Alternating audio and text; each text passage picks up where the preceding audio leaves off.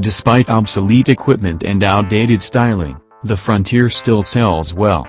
The geriatric midsizer has standard pickup truck abilities, sea towing, hauling, and off-roading, but it can't match the features and finesse of modern rivals. Instead, its configurable cargo box and off-road ready add-ons appeal to tradesmen and adventurers. An optional 261 horsepower V6 and a sturdy chassis contribute to respectable driving dynamics. Still, the absence of desirable options and the harsh reality of a desolate interior are difficult to overlook. All in all, the Frontier is a great tool for the 9-to-5 grind, but that's about it.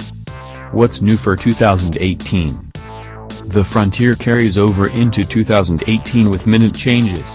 The base model adds more standard equipment such as air conditioning, a backup camera, cruise control, and a 5.0-inch non-touch color display with Bluetooth connectivity. Nissan's Midnight Edition trim joins the Frontier lineup later in the year, adding black exterior pieces, grille, 18-inch wheels, step rails, and more.